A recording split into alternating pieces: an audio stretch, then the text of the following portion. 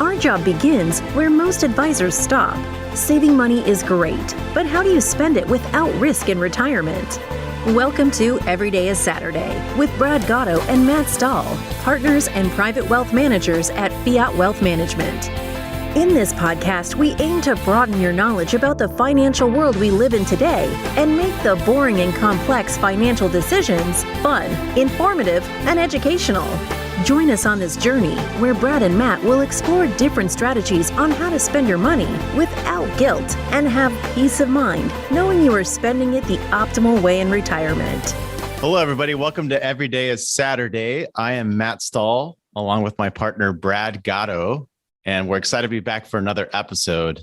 I want you all to brace yourselves. This may be the most exciting subject that we have decided to tackle. We're going to talk about budgeting. Brad, are you pumped? Well, it doesn't matter what I say from here on out. They all just tuned out. Everybody just hang in there for a second. We're going to make it exciting, we promise. And it may not be budgeting in the sense that you would normally think. There'll be a little bit of a twist. So stick around and see what we dive into here. But before we get started, Brad, how have you been? I'm good, man. And you and I just talked about this, actually. I love this time of year where it's not hot all day. I like the fact that it gets hot midday, but we have some cooler mornings and evenings. And so enjoying that out on the porch in the mornings with my cup of coffee. Oh, it's the best, isn't it? I love 40 degrees something in the morning. Yes. Warming up throughout the day. Yeah. And I'm a big football guy. And so I always forget how much I love it until it comes back. And then, now with college football being back, professional football being back, and it's no secret to anybody around the Fiat family or our podcast listeners, you and I are both from Iowa, both diehard Hawkeyes, and getting to watch our Hawkeyes beat two ranked teams in the first 2 weeks of the season, and now be number 5 in the AP polls. This is it right here. I don't know. I don't know how life gets. I might as well just, this is it. It doesn't get any better. Well, it's going to get better because we're going to talk about budgeting. Yeah. So we'll kick this off, and we have been in the industry for going on several years now. And so Brad and I have both seen things that have worked, seen things that haven't worked. And we also both have our own personal stories about bringing some of these techniques home. So to kick it off, I'm going to turn it over to Brad, and I'm going to let him tell his story of what's worked at home, what he's found hasn't worked at home or at the office. And then we'll switch places. Well, the story of what's worked is much, much shorter than the story of what has not worked. I'll tell you that right now.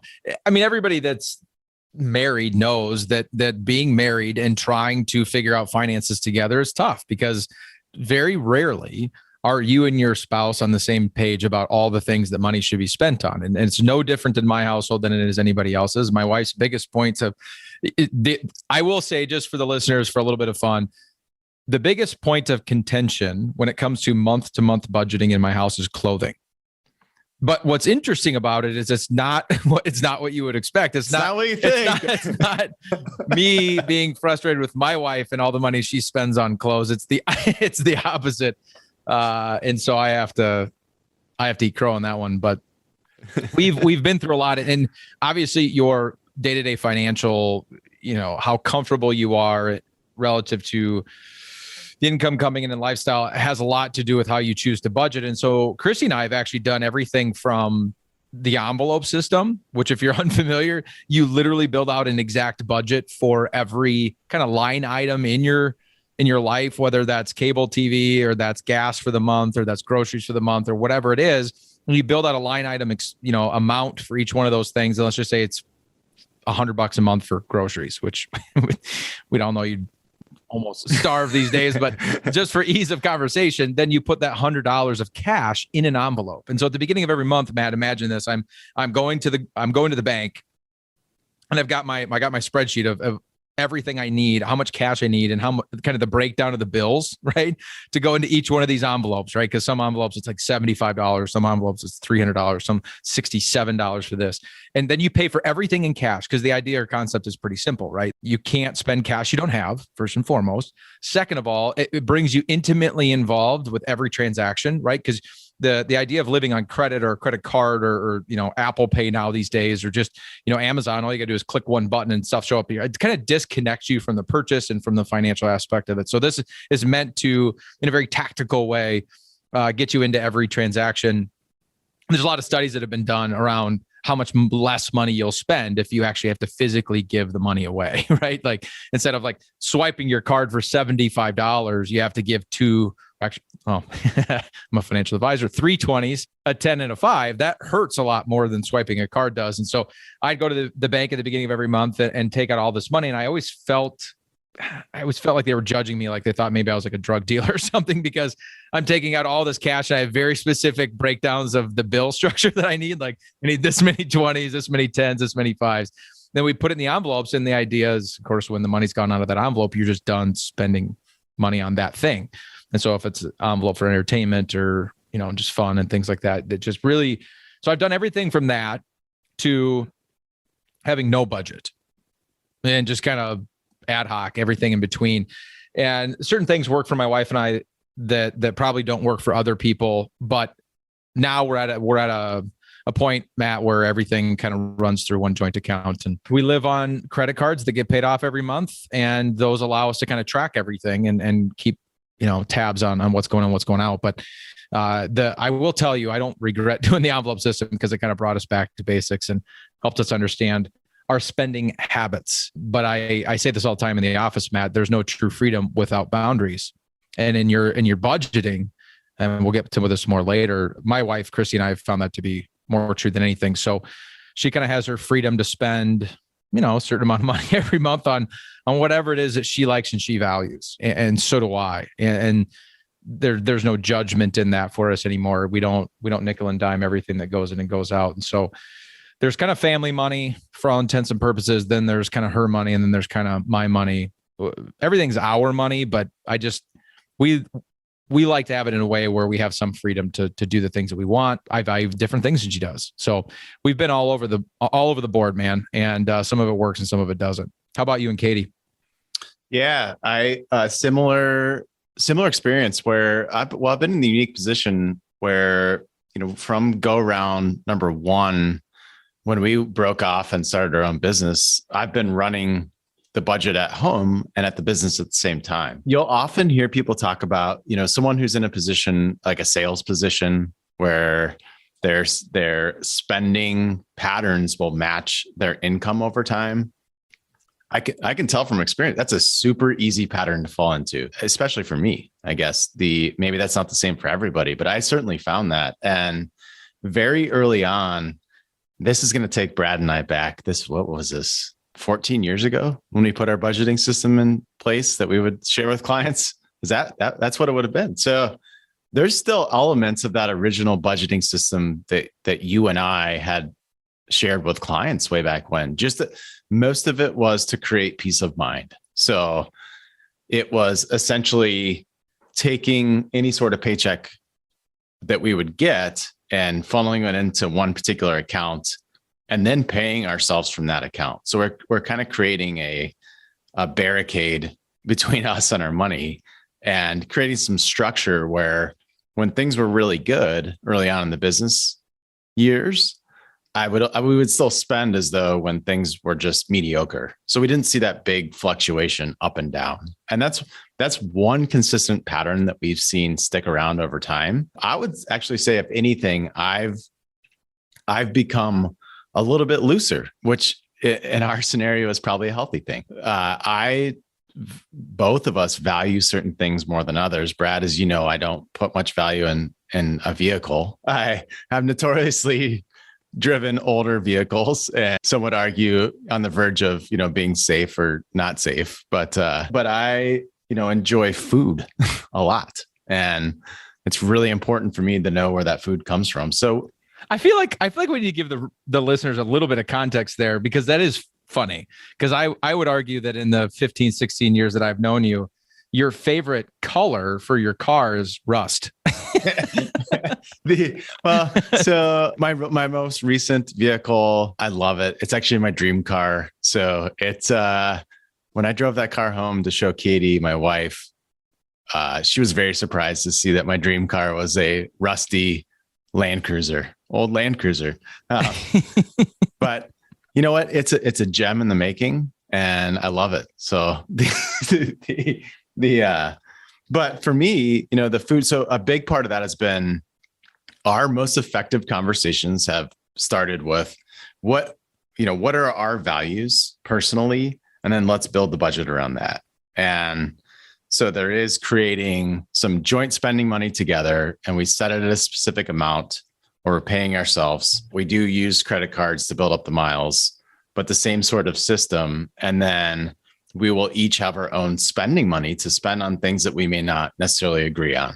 And we're not that far apart on that, but there are some things that I don't spend a lot of money on clothes. So Brad and I are not don't see eye to eye on that quite as much. So ours and clothes, my two favorite things, right. And neither of which you value at all. But I'll spend what you would probably consider a little bit too much on a mountain bike and lunch. So there's so that values-based approach is really important. And that, well, I think it's the biggest thing that's missed for people is they don't build their budget with values first. And so if you're listening to this podcast and like, okay, they're talking a lot about budgeting and what do I actually take home from this? The first thing I would encourage you to take home is what Matt said, is build a values-based budget before you get into the financial aspect of it at all. Before you start adding up how much money's coming in, what's going out, figure out what you value. Because the biggest mistake I see people make, Matt, is they're not spending any money on the things that they value. Right. And they'll tell you they value, they'll say, oh, I really, really, really am. I'm a foodie. I love good food, all these things, but they're not spending any money on experiences around food or buying good food. It's, could be that they didn't grow up that way and maybe their spouse doesn't value it or whatever it may be. But I just see that absolutely. a lot. And that comes back to all of those discussions. They really come back to our core theme of the conversations we have found ourselves in, with prospects and clients, is teaching people how to spend their money and have peace of mind around that and know that they are doing that according to their own value system. And not surprisingly, it's something that we don't think about day to day, in our busy lives. So the one thing I do, transitioning from our personal journey to Brad, have you had the experience when you're sitting on an airplane? You sat on a lot more airplanes than I have, but so hopefully you're sitting on an airplane and you start talking to the person next to you, and it comes up, what do you do for a living? What do you do for work? Inevitably, I'll run into somebody, and when I would tell them what I do, they say, "Well, this is how much money I've put away. Do you think I can retire?" Has that happened to you? Yeah. And what's the first response that you say to them? I'll tell you what mine is. Well, I usually laugh and give them it depends. Well, of course, we have to have a lot more conversations. That's our answer to everything, though, right? So, because it truly does. But the first question I'll ask them is, well, how much do you want to spend? And oftentimes, that their response is, well, I don't know. I'm not sure. And as boring as budgeting can sound, the reality of it is that is what everything else hinges on. So if we don't know the answer to that, we don't have context to build above and beyond that. And so that's usually like the back of the napkin conversation that you'll have with somebody is, they say, hey, I have $1 million put away. Do you think I can retire? Number one, yes, a lot of that depends, but the question you should be asking yourself is not necessarily how much you have put away. The first question is, how much do you want to spend? And then we'll build from there. And so I think what you and I have found is that in the conversations that we're having, that's not an issue for most of the folks we're talking to. It's not necessarily them having enough money. Would you agree? Yeah. And when you're, again, talking about budgeting, just to give a little bit more context here, the type of budgeting you and I deal with more often than the day-to-day is I have, to your point, $1 million saved for retirement, 5 million or whatever the number is.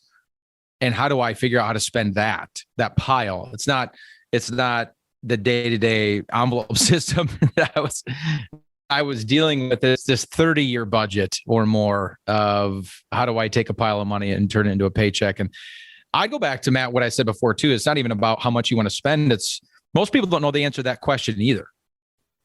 When you ask them, well, what do you want to spend on an annual basis or on a monthly basis? They just kind of look at you like, well, I don't really know. And so then you back up even further and it comes back to that same question that I had encouraged people with before, which is, well, figure out what are the things that you value? What do you want to do? And that's the crazy part to me is most people haven't thought about it that way. They've never backed up so far that they go, you know what? I don't know if I've ever connected my values to actually how I spend my money. It's just been kind of this ad hoc, life comes at me. I spend my money the way that life determines that I spend my money. I've never kind of taken control over my day to day and said, you know what? I really like to golf. And I've never really gone out and spent a bunch of money on experiences related to golf for whatever reason, or I really like to travel with my wife or whatever these things are. But how do I reverse engineer my life and my budget in a way that matches my values? Yeah, that's a great point. So in the conversation, you've had more of these conversations than I have recently. What do you if you're sitting across from somebody who's thinking about becoming a client of Fiat, how do you see that breakdown? So say they have a pile of $3 million, just for example. I'm trying to give you a easy layup here, but what kind of conversation do you have with them to start putting that in the buckets or silos, or can you walk us through that a little bit? Yeah, absolutely. Well, everybody's got the nuts and bolts of what it takes to make the engine run. So everybody's got the non-negotiables. Well, if they have a mortgage, that's a non-negotiable. Your utilities are non-negotiables, a certain amount of food. I mean, it's kind of the core of what it costs your family just to maintain. And so if you start there and kind of figure that out, which is usually pretty easy, right? Most people know what their non-negotiables are. Maybe they've never sat down and actually added it up, but that's a really, really easy place to start. Then the really fun part of the conversation comes in. And I always tell people, just have fun with this part of it. Don't be practical. Okay. We can add the practicality later. Tell me what you want to do. I don't care if you think you can afford it. That's not what I'm asking you. I think one of the biggest problems is people have been scared away from like dreaming and they're always starting with the practical of like, I don't know if I could do that. The reason you don't know is because you've never actually looked into it and thought about it. And so that part of the conversation becomes really fun. And you get, then all of a sudden, without even knowing it, people's values come out. Well, I've never done this, or I really want to do this, or, I've been waiting 40 years to make this happen, and all of those things. And then you can reverse engineer that into money. And then of course you can reverse engineer that into, if that's affordable for a client with $3 million to be able to do. And quite frankly, it's going to be so different for everybody, Matt, because that $3 million client, $3 million relative to the pile of money that they've saved outside of Social Security and pensions, may have a very small, monthly nut to cover to kind of maintain, right? Some people it's $3,000 a month. Some people it's $10,000 a month before they get to have any fun because they've built a core life that just costs that much to run. And so not all $3 million is created equal, Matt, but it's step one, figure out what the nuts and bolts are to run your life, and then start dreaming and then back it off. Don't start with the practical, start with the dreams, and we'll figure it out from there. All that reverse engineering sounds exhausting. It's a lot of reverse engineering. It is, but that's what we're here for. And quite frankly, it's fun. It's like being a detective and solving a crime, or putting a puzzle together and getting to put the last couple of pieces in and all that kind of stuff. Because when you think about it, Matt, really at the core of what we do is I'm of no value to my client and the families that we work with in figuring out what those core expenses are, because that's just math, right? And whether they figure that out on their own or not, they could. And the biggest value I can add is force them to dream and help them figure out how to make that happen. Because one of the scariest, I guess I should say, places to be in life, Matt, is you don't know what you don't know. And one of my favorite questions to ask of all the people that I kind of interact with in my life, just for me personally, not talking about the families that we work with here at Fiat right now, is, well, tell me what I'm missing. Because they'll say, well, what do you want? And I'll say, well, tell me what I can have. because maybe I'm not even going to know to ask the right question. Maybe I don't know that something's even possible. So you tell me the world that exists because you're the expert in this area. And that's the funnest part, I think, of what we do when it comes to this quote unquote, it's almost a cuss word in our industry, budgeting, is getting people to think way beyond that and say, you just tell me what you want and I'll tell you if it's possible. But don't limit the possibilities, because there may be a way to get this done that you're just unfamiliar with. And that's where our job becomes really, really fun. Would you agree? So it seems that in my experience, in our experience, oftentimes when we have that conversation, it will evolve into, hey, we have this nest egg. A portion of that is going to be set aside for us to spend on ourselves based on our own value system. Oftentimes we find that not everybody, so we've had people tell us they want to bounce their last check, literally, like that, that's what they want. But oftentimes we'll have families say, well, we'd like to pass this on to our kids or our grandkids, so that's kind of the second category. And then that third category often ends up being, it's their church or a charity or a cause or something that they feel that they're going to make an impact outside of their family. Does that sound accurate? Am I missing anything there? No, I think that's practical advice number 2, if you will. Practical advice that we're trying to give to people in this podcast.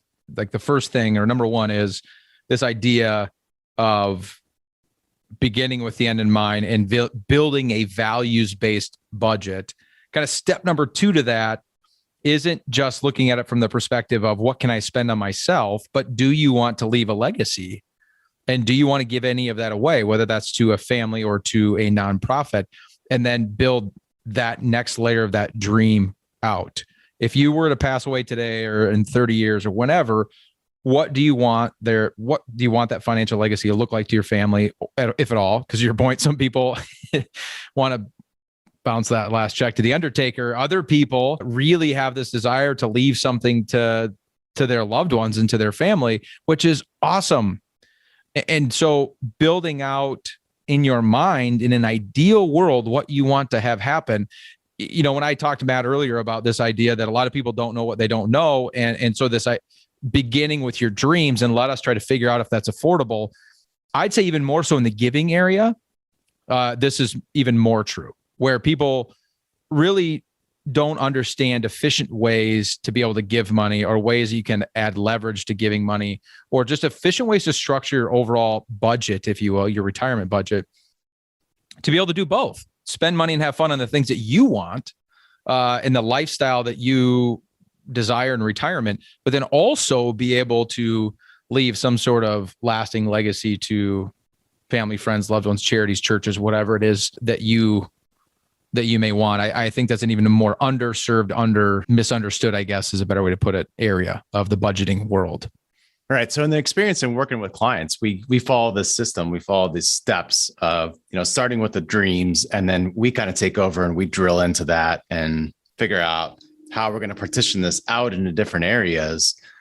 What do you see? What's the biggest benefit that you've seen come out of that process when you're talking with clients? Yeah. And I said this earlier, man, I said we would circle back to it, and here we are. It's this whole concept of there is no true freedom in life, whether it's your day-to-day budgeting that you and I kind of were joking around about earlier, or this idea of retirement budgeting, or really anything else, but there is no true freedom in life without boundaries.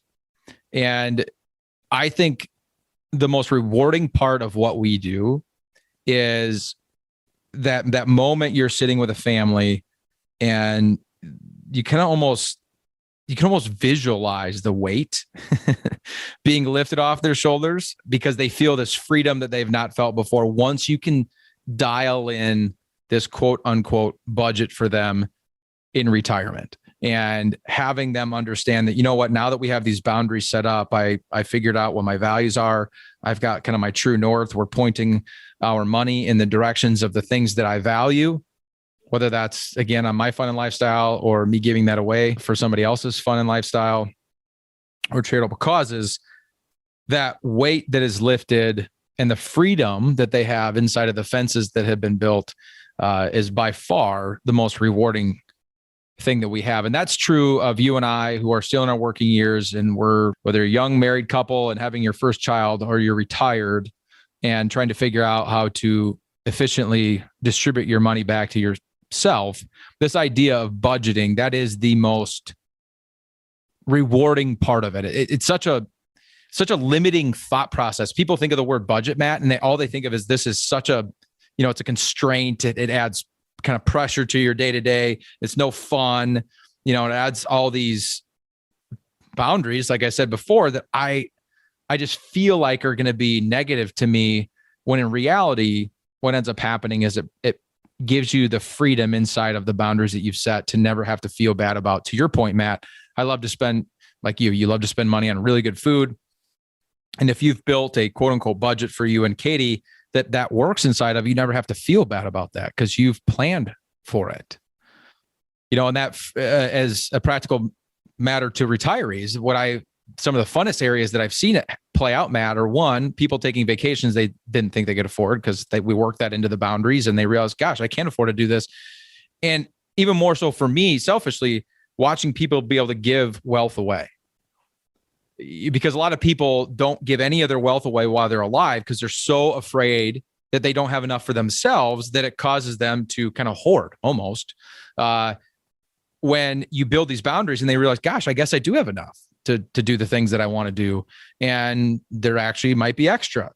And it gives them the freedom to actually start giving away to family members or kids or grandkids while they're still alive, or to charities, and watching the joy that brings. It's just so much fun. And so budgeting is probably, like we said before, one of the least fun topics when you just think of that as a word. But in reality, one of the most freeing things that anybody could do for themselves, whether they're in their working years and budgeting their day-to-day, or they're in retirement and trying to budget their life savings. I think mission accomplished. I think we made it fun. Well, that's yeah. I agree, but I'm a little bit biased. So we'll have to leave that up to the listeners to see if they agree with us. But at the end of the day, Matt, budgeting absolutely is vitally important to freedom. It sounds so counterintuitive. It sounds the opposite of what it probably feels like to most people, but so vitally important to feeling that lack of constraint in your planning and in your processes. So, yep, a quote that you and I both 100% agree on: no freedom without boundaries. That's right. Anything to add, Matt, before we wrap it up? I don't believe it. We mission accomplished. I think it's fun. It inspired me. So I hope the same for everyone else. As always, guys, thanks so much for listening to this episode of Every Day is Saturday. If you want to reach out to us here at Fiat, our website is going to provide you everything that you need to do just that. So you can find us at www.fiatwm.com. Please subscribe to the podcast if you have not done so already. We don't want you to miss an episode, even if it's an episode on budgeting. And we would love it if you would share it with your friends and your loved ones. As always, guys, I am Brad Gotto. I'm here with my partner, Matt Stahl, and we will see you all next Saturday. But Brad, we do not record the podcast on Saturday. Matt, maybe by episode 100, you'll figure this out. Every day is Saturday. Aha. Thank you for listening to Every Day is Saturday. Click the subscribe button below to be notified when new episodes become available. The information covered and posted represents the views and opinions of the guest and does not necessarily represent the views or opinions of Fiat Wealth Management or Foundation's investment advisors. The content has been made available for informational and educational purposes only. The content is not intended to be a substitute for professional investing advice. Always seek the advice of your financial advisor or other qualified financial service provider with any questions you may have regarding your investment planning.